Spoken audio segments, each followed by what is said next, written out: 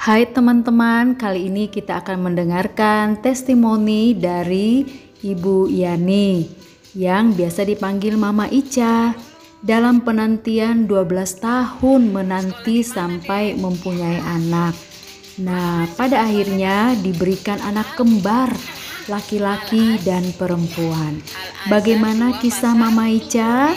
Bagaimana perjuangannya yang hampir-hampir putus asa, berkali-kali gagal, tetapi akhirnya pada tahun 2015 diberikan anak kembar yang ganteng dan cantik, yaitu Hanif dan Zahra.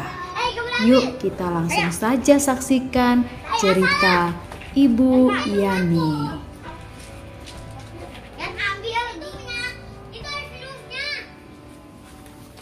Assalamualaikum warahmatullahi wabarakatuh. Perkenalkan, nama saya Yani atau bundanya kakak Ica, bundanya si kembar twins Hanif dan Hanifah Zahra. Saya akan cerita tentang perjuangan saya untuk mendapatkan si twins. Selama 12 tahun menanti untuk mendapatkan twins ini. Ceritanya saya menikah 2004, kemudian saya selang 2 bulan saya hamil dan dokter memvonis saya itu hamil di luar kandungan. Akhirnya saya operasi, saluran tuba falopis saya diputus satu, yang sebelah kanan, tinggal yang sebelah kiri. Selang kemudian gak berapa lama, selang 5 bulan saya hamil lagi, dan ternyata hamil anggur. Akhirnya saya dikuret tanpa sepengetahuan lagi. 2 bulan berikutnya saya hamil lagi. Akhirnya karena baru dikuret 2 bulan, akhirnya saya minum obat peluntur supaya janin yang di situ, yang di saluran saya itu sebelah kiri saya itu lepas. Kemudian selama saya menunggu itu 2005 saya berobat ke dokter kandungan. Akhirnya di tahun 2005 dokter memvonis saya untuk tidak bisa mempunyai keturunan dengan cara normal karena saluran tuba falopis saya yang sebelah kiri itu menyempit seperti botol. Akhirnya kita putus harapan karena dokter memvonis kita tidak bisa mempunyai keturunan dengan cara normal, dengan bayi tabung. Di situ sempat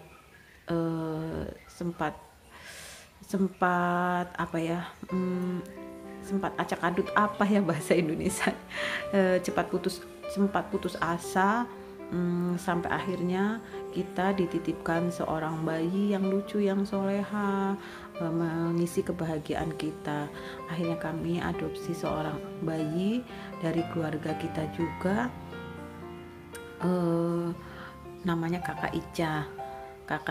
Selama 9 tahun usia kakak Ica, baru kita berpikir kenapa kita tidak program bayi. Ada seorang teman dokter mempunyai keturunan 3 dari program hasil bayi tabung.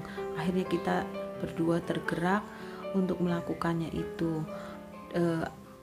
Kemudian kami memutuskan untuk program bayi tabung di Penang, Malaysia, Kuala Lumpur. Akhirnya tahun 2014 kita berangkat ke sana untuk melakukan program bayi tabung. Program bayi tabung di Rumah Sakit Lamwah I dengan Dokter Empeh Wah. Kemudian kita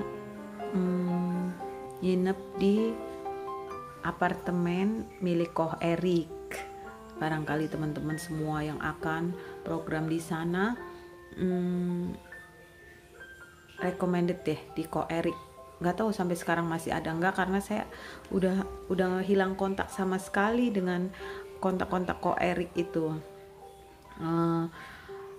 Terus katanya usaha apa yang sudah dicoba sebelum program bayi tabung, semua udah dilakukan, termasuk inseminasi, laparoskopi, obat-obatan, semuanya sudah dicoba memang, dan tidak ada yang berhasil. Sebelum 2014 kita memutuskan untuk program bayi tabung, tindakan apa yang dilakukan sampai ada si kembar, yaitu kita program bayi tabung.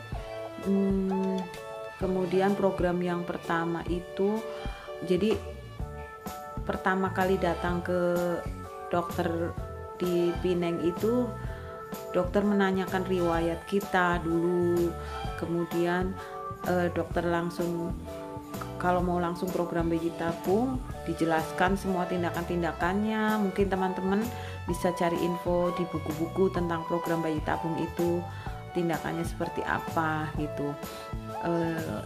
Cuma yang saya ingat, suntik-suntik itu semua saya lakukan sendiri tanpa bantuan suster-suster gitu. Jadi suami saya menyuntikkan obatnya di perut saya, melingkar gitu. Jadi kalau kita program di sana, kita tuh dikasih berobat ke sana. Terus nanti kita pulang lagi ke Indonesia, obat-obatannya kita bawa, kemudian kita suntikan sesuai jadwal yang sudah ditentukan. Selama program usahakan kita hidup sehat, benar-benar sehat. Jadi no MSG, terus makan buah dan sayur yang banyak, terutama protein, putih telur itu harus banyak, alpukat, buah pokat murni itu yang terutama. Saran saya, putih telur itu pagi 3, siang 3, malam 3 minimal. Terus buah alpukat itu pagi, siang, sore minimal itu 1 atau 2 butir gitu. Jadi kita tuh udah kenyang dengan telur dan alpukat sampai puas. Sebenarnya saya cuma mengikuti teman-teman semua yang berhasil ya. Jadi saya ngikutin aja teman-teman semua yang berhasil itu. Terus juga program bayi tabung yang pertama saya tidak berhasil, karena ternyata saluran indung telur saya yang sebelah kiri ini, yang dulu tinggal sebelah ini, ada virus yang menyertainya. Jadi saya operasi pengangkatan saluran indung telur yang sebelah kiri. Selama operasi di Pineng itu, saya benar-benar pasrah untuk tidak tahu lagi, karena program yang pertama gagal, saya harus operasi, saya putus asa lagi. Rasanya hidup itu udah selesai gitu. Sampai akhirnya dikuatkan kembali sama suami dan keluarga, sama semuanya, teman-teman juga. Kemudian saya program lagi yang kedua, karena saya sempat menyimpan sel telur yang diambil hasil program bayi tabung yang pertama. Akhirnya saya sel telur yang dari frozen saya program kembali, bayi tabung dimasukkan kembali, sel telur 4 sampai akhirnya selama penantian itu saya nunggu di apartemen, saya berbaring aja sebisa mungkin, minimal aktivitasnya. Untuk sholat, untuk ibadah saya dengan berbaring gitu. Terus untuk mandi, pokoknya selama 3 hari itu usahakan berbaring gitu. Itu sih tips saya sih gitu. Tapi mungkin ada juga teman-teman saya yang berhasil dengan melakukan aktivitas biasa gitu.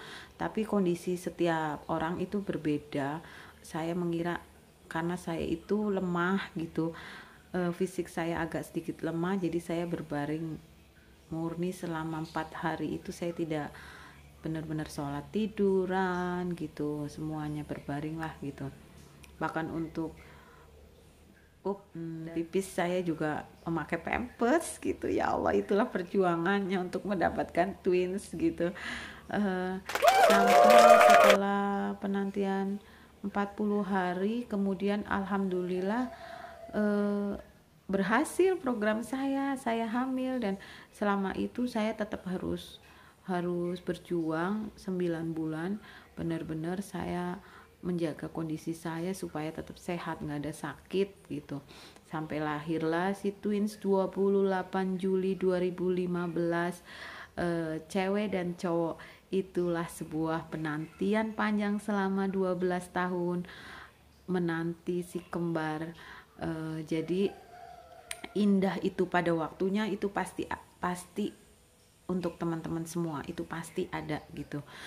Jangan putus asa, jangan menyerah, selalu berdoa selama penantian itu, selalu berdoa untuk yang muslim, sholat tahajud setiap malam, memperbanyak istighfar, memperbanyak sedekah dengan orang. Itulah yang membantu semua doa-doa kita terkabul.